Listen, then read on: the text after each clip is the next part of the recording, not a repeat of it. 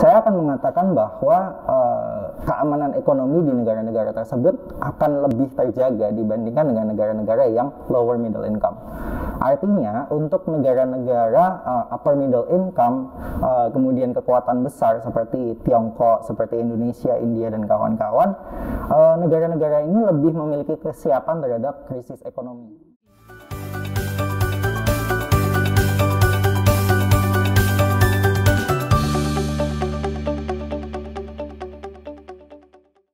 Assalamualaikum warahmatullahi wabarakatuh. Apa kabar Sobat Ngalir? Jumpa lagi di Ngalir Talk Show, ngobrol ala IR yang dipersembahkan oleh Laboratorium Diplomasi Program Studi Hubungan Internasional Universitas Islam Indonesia. Saya, Laili Mofia, akan menemani Sobat Ngalir berbagi cerita dan inspirasi bersama narasumber kita. Baik Sobat Ngalir, tema kali ini yaitu mengenai tantangan pemulihan ekonomi negara berkembang pasca COVID-19. Nah, di sini sudah hadir bersama kita dosen program studi hubungan internasional Universitas Islam Indonesia yang mengampu mata kuliah ekonomi politik global, yaitu Mas Wahyu Arif Raharjo. Halo Mas Arif, apa kabar? Oh, alhamdulillah baik. Baik, alhamdulillah. Terima kasih sudah hadir di Ngalir Talk Show. Sama-sama, dengan senang hati. Baik Sobat Ngalir, pandemi COVID-19 ini memberikan dampak yang signifikan terhadap negara-negara di dunia. Bukan cuma negara berkembang, tapi juga negara maju. Namun pada kesempatan kali ini kita akan membahas mengenai negara berkembang yang memiliki ekonomi menengah ke bawah. Nah, bagaimana sebetulnya dampak pandemi COVID-19 ini terhadap perekonomian negara berkembang, Mas Arif? Iya, pada awalnya sebelum masuk ke perekonomian negara berkembang ya Mbak, kita perlu ngecek sebenarnya kapan sih dan bagaimana sih COVID-19 itu masuk ke negara-negara berkembang gitu. Karena perlu kita ketahui bahwa COVID-19 itu masuk ke negara-negara berkembang pada saat COVID masuk seringkali tidak teridentifikasi. Sehingga itu saja sudah menunjukkan bahwa testing rate atau laju pengujian untuk negara-negara berkembang itu masih sangat lambat dan belum lagi akurasinya juga cukup rendah. Artinya ini menunjukkan betapa pertama mereka tidak memiliki kapasitas dalam hal ketahanan kesehatan. Pertama itu menunjukkan juga bahwa mereka tidak memiliki teknologi yang memadai. Kemudian yang kedua, lambat masuknya COVID-19 ke dalam negara-negara berkembang itu juga menunjukkan betapa mereka sebenarnya tidak berada dalam lingkaran-lingkaran utama. Artinya kalau kita mau menengok ke perputaran ekonomi dunia, mana yang paling mendapatkan keuntungan adalah negara-negara maju dan jauhnya negara-negara berkembang ini dari dampak COVID di masa-masa awal juga menunjukkan bahwa mereka ini berada di bagian luar. Artinya ya kalau misalnya mereka mendapatkan keuntungan ekonomi dari aktivitas ekonomi dunia, itu ya serempet-serempetan sedikit saja. Nah, artinya kita masuk ke bagian dampaknya tadi. Kalau ngomongin dampak, bagaimana COVID-19 berdampak terhadap perekonomian negara-negara berkembang ya, kita berangkat dari yang namanya informalitas. Kenapa demikian? Karena di negara-negara berkembang, sebagian besar dari perekonomian mereka, kalau ngomongin negara berkembang dulu nih ya, sebenarnya kategorinya kan banyak. Ada lower middle income, upper middle income, dan ada negara-negara yang benar-benar sangat luar biasa miskin begitu, sangat terpuruk gitu. Belum lagi yang konflik torn, yang terpecah belah karena ada konflik begitu. Nah, ketika kita membahas mengenai negara-negara berkembang, yang tidak dibahas adalah informalitas. Masyarakatnya tumbuh dalam situasi baik perekonomian maupun kehidupan sosial yang informal. Dalam artian, mereka tidak tinggal di perumahan seperti warga di negara-negara maju. Sebagian besar diantaranya tidak bekerja di sektor formal, yang artinya mereka tidak mendapatkan hak yang semestinya bisa dikatakan sebagai seorang pekerja. Tidak mendapatkan gaji, perlakuan terhadap mereka juga belum tentu memadai begitu. Nah, ini berdampak terhadap betapa ketika COVID-19 masuk ke dalam negara-negara tersebut, perlindungan pemerintah itu tidak benar-benar menyentuh sektor informal tadi, pada akhirnya dampaknya adalah ketika bisnis-bisnis mereka yang formal tadi, bisnis-bisnis formal di negara-negara berkembang itu mulai kolaps, sektor-sektor informal yang bergantung pada sektor formal tadi juga ikut kolaps, dan itu terwujud dari sejumlah statistik yang disampaikan oleh World Bank, di mana hampir 50% dari sektor informal di negara-negara berkembang itu kolaps karena adanya COVID-19. Entah itu karena mereka tidak mendapatkan pelanggan misalnya, atau misalnya tidak mampu membayar tenaga kerja lagi. Artinya akan ada indikator-indikator ekonomi yang sangat terdampak. Dalam hal ini adalah pengangguran semakin tinggi, angka kemiskinan juga meningkat pesat. Kemudian karena hal yang semacam ini, pemerintah perlu memberikan stimulus. Nah, stimulus itu harus berarti utang pemerintah itu semakin besar. Sementara di saat yang sama perekonomian berjalan semakin lambat. Transaksi ekonomi rendah, sehingga dampaknya adalah beban pemerintah luar biasa besar. Beban pemerintah yang luar biasa besar itu ternyata juga tidak dibarengi dengan kepuasan masyarakat terhadap pelayanan pemerintah. Artinya semua pihak kebingungan, semua pihak tidak puas dengan pelayanan pemerintah, sehingga banyak chaos yang terjadi di negara-negara berkembang seperti ini. Begitu Mbak Eli. Baik, negara berkembang ini kan banyak sektor-sektornya yang kolaps nih Mas. Nah, pada masa pandemi seperti ini seolah-olah disuruh memilih antara ekonomi atau kesehatan. Jika negara berkembang memilih untuk memulihkan ekonominya terlebih dahulu, mungkin ini akan berakibat kepada sektor kesehatan yang down, atau mungkin malah varian-varian COVID-19 yang baru masuk. Dan juga namun apabila kita negara berkembang memilih untuk memulihkan kesehatannya terlebih dahulu, itu juga mungkin akan sulit karena tidak mumpuni dari mulai ekonomi atau fasilitas kesehatan. Bagaimana menurut Mas Arif mengenai hal tersebut? Pilihannya ekonomi atau menjaga kesehatan ya. Itu akan sangat tergantung dari tingkat resiliensi ekonominya suatu negara. Resiliensi ekonomi berarti apakah negara tersebut siap menghadapi krisis yang boleh dikatakan sekarang COVID-19 itu krisis yang multidimensi lah. Kita bisa katakan ini juga bagian dari krisis ekonomi gitu ya. Karena indikator ekonomi kan juga hancur lebur gitu kayak gitu. Negara-negara berkembang yang sudah memiliki kesadaran terhadap pentingnya industri yang menggantikan impor, artinya barang-barang yang tadinya diimpor itu kemudian diproduksi ke dalam negeri, itu dalam hal ini misalnya contohnya Indonesia, saya akan mengatakan bahwa keamanan ekonomi di negara-negara tersebut akan lebih terjaga dibandingkan dengan negara-negara yang lower middle income.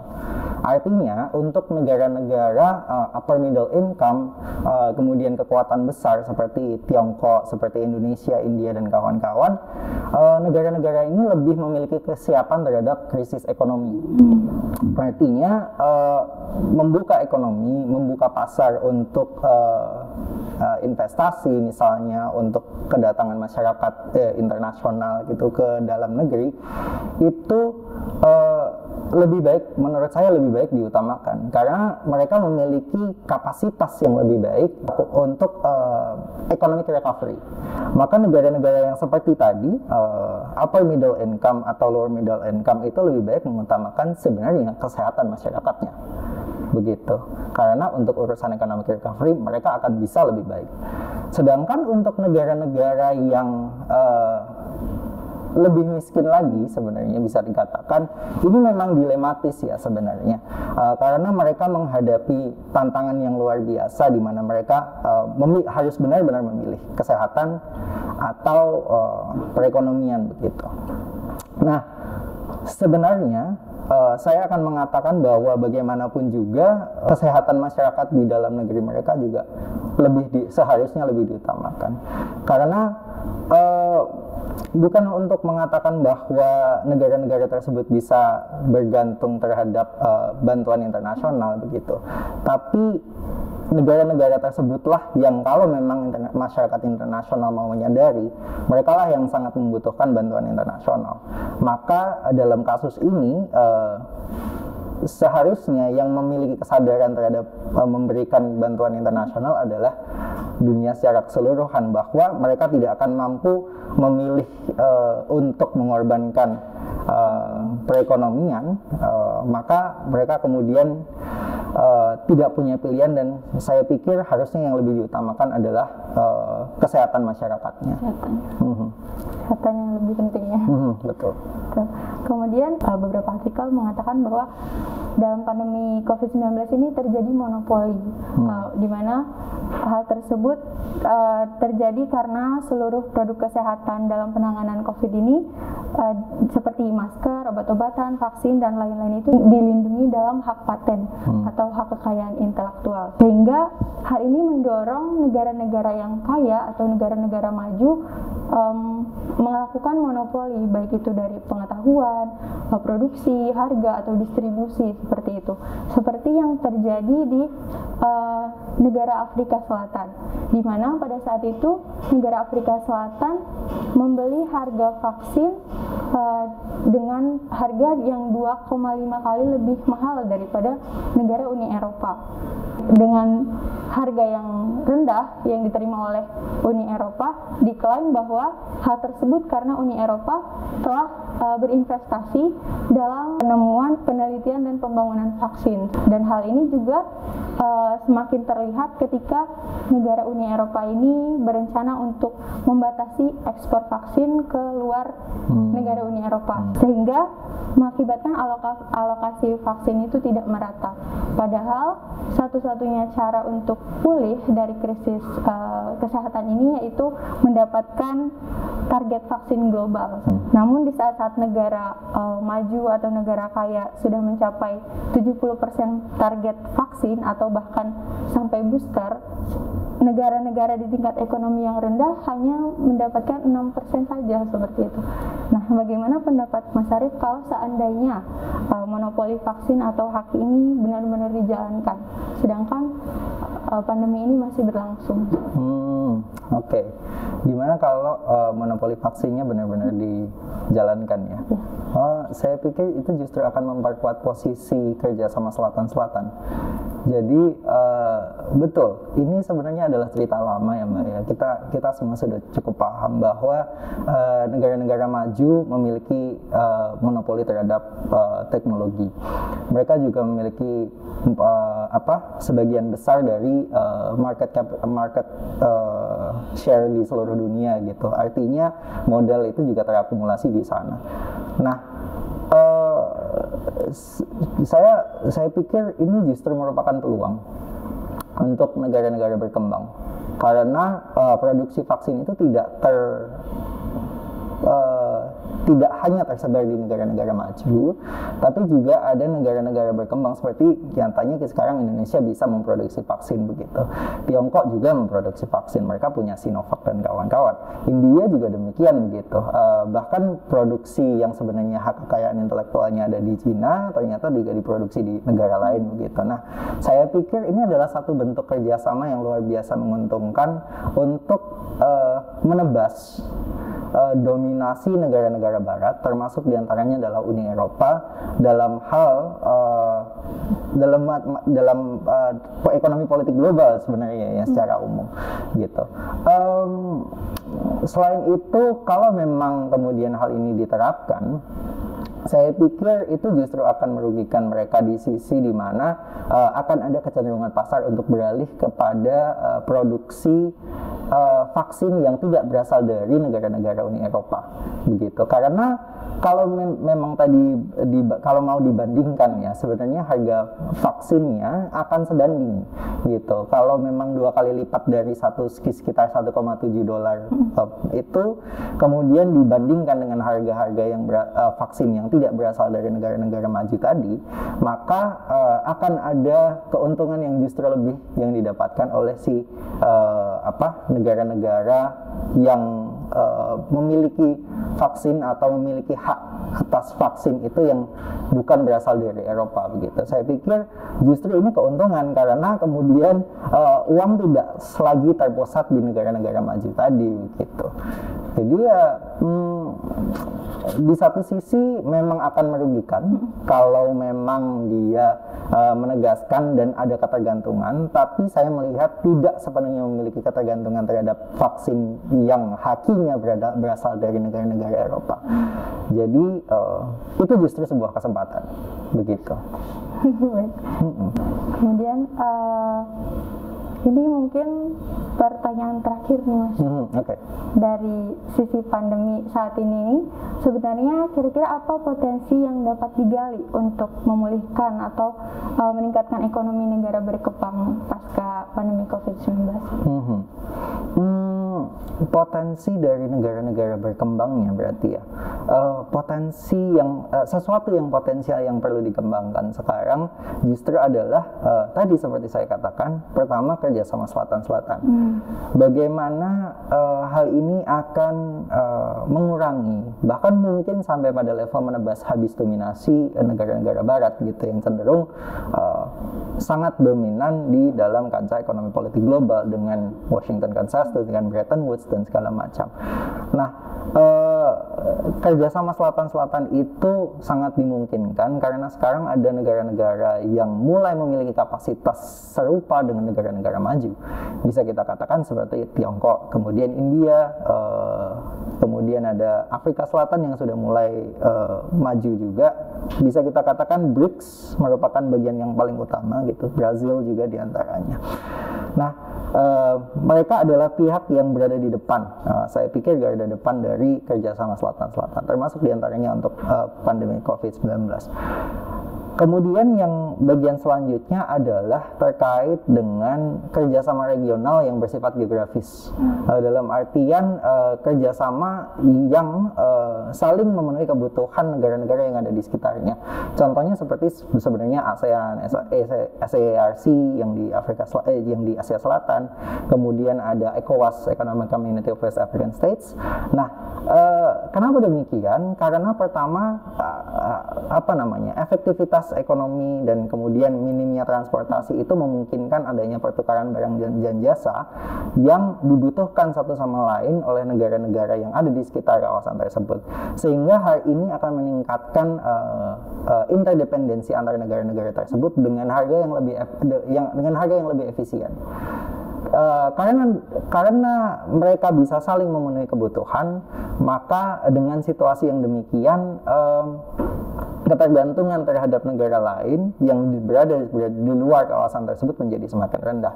Nah, saya pikir dengan demikian kesiapan dan economic resilience dari negara-negara tersebut akan lebih tertata dengan baik karena mereka memiliki akses terhadap barang yang dibutuhkan in case of crisis, dalam situasi krisis yang tidak akan terlalu jauh. Maka kesiapan negara-negara tersebut, seperti saya tadi katakan economic resilience itu akan menjadi lebih baik. Ada hal yang sebenarnya perlu disiapkan juga sebenarnya ya, state capacity dan productive capacity. Dalam artian negara harus memiliki kesiapan institusional yang saya pikir kerjasama Selatan-Selatan itu harusnya bisa membantu sharing pemikiran tentang bagaimana best practice in terms of good governance gitu, bagaimana cara memerintah yang dengan baik begitu. Karena perlu diakui bahwa negara-negara miskin, negara-negara yang LDC, least developed states itu tidak memiliki kapasitas tersebut atau sangat rendah. Di sisi lain productive capacity bisa diperbaiki dengan kerjasama Selatan-Selatan itu tadi, karena kita tahu bahwa foreign direct investment di Asia saja semakin lama semakin meningkat.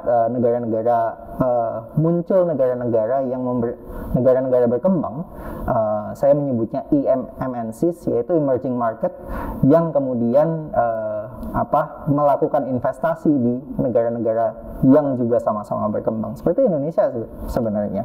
Jadi seperti itu kira-kira saya pikir yang menjadi kesempatan-kesempatan untuk memulihkan ekonomi di negara-negara berkembang. Kerjasama. Betul, Mbak. Mungkin ada closing statement untuk diskusi kali ini? Bukan hanya menyajikan sebuah tantangan ya, pandemi itu juga memberikan peluang yang lebih baik dan seharusnya menyadarkan dunia bahwa dominasi negara-negara barat termasuk Uni Eropa diantaranya itu sudah sedemikian mendalam, dan oleh karena itu kerjasama selatan-selatan itu akan sangat membantu dalam hal pemulihan ekonomi pasca pandemi COVID-19. Begitu saya pikir. Baik, terima kasih banyak Mas Arif. Sama-sama, Mbak. Luar biasa sekali diskusi kita kali ini. Baik Sobat Ngalir, terima kasih banyak sudah selalu setia menyaksikan Ngalir Talk Show. Kami akan hadir kembali dengan obrolan-obrolan yang seru, menarik, dan penting juga tentunya di episode-episode berikutnya. Oleh karena itu, saksikan terus Ngalir Talk Show yang dipersembahkan oleh Laboratorium Diplomasi Program Studi Hubungan Internasional Universitas Islam Indonesia. Jangan lupa juga dukung channel ini dengan like, comment, share, dan subscribe. Saya Leli Muflihah, mohon undur diri. Wassalamualaikum warahmatullahi wabarakatuh. Waalaikumsalam warahmatullahi wabarakatuh. Terima kasih, Mbak Eli.